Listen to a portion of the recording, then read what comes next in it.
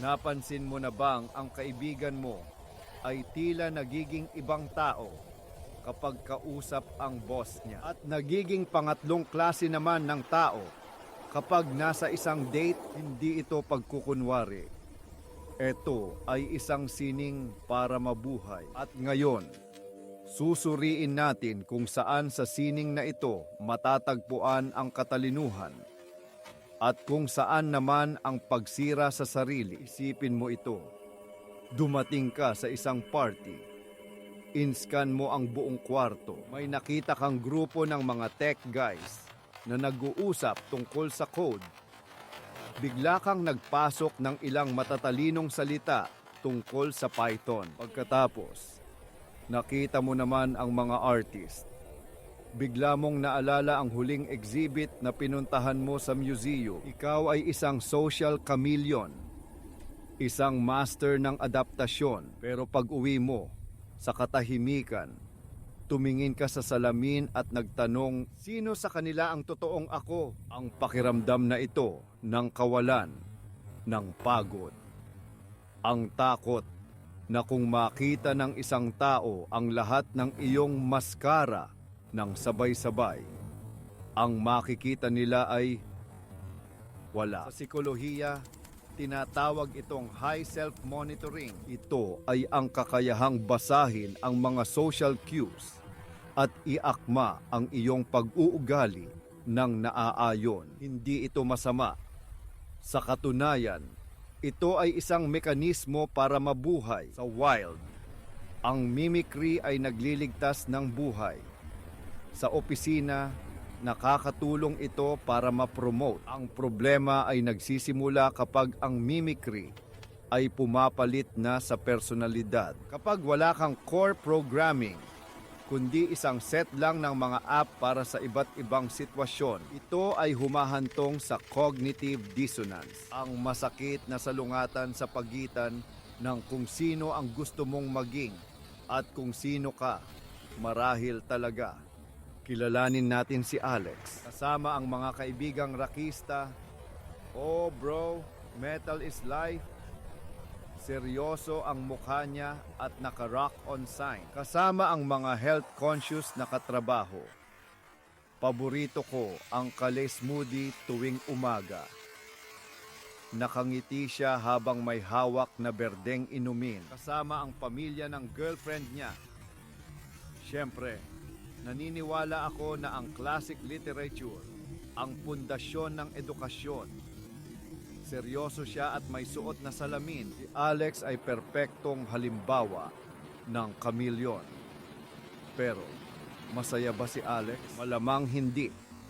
Ang patuloy na pagbabago ay nakakapagod. Ito ay tulad ng pagpapatakbo ng maraming operating system sa isang computer na may limitadong RAM. Kaya, ano ang gagawin mo kung ikaw ay isang Alex? Paano mo gagawing isang tunay na regalo ang mapanganib na talentong ito? Heto ang 4 na hakbang para i-master ang sining ng pagiging isang social chameleon nang hindi nawawala ang iyong sarili. Unang hakbang, i-audit ang iyong mga maskara. Kumuha ng isang pirasong papel. Isulat ang lahat ng iyong version. Ang rocker you, ang professional you, ang family you. Huwag mong husgahan.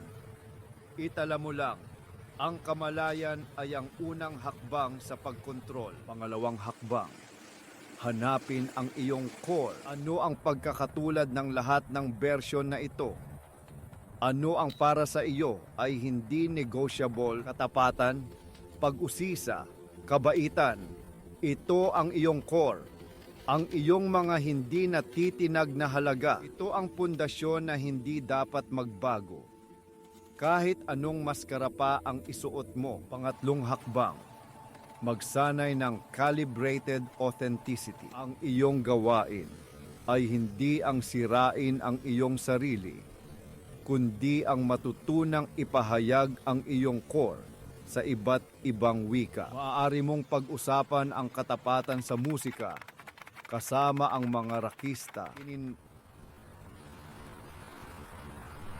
at ang katapatan sa iyong katawan kasama ang mga health conscious. Hindi mo binabago ang esensya, binabago mo ang forma. Ito ang pagkakaiba sa pagitan ng pagiging adaptable at pagiging peke. Pang-apat na hakbang, ang karapatang hindi magustuhan. Ito ang pinakamahirap.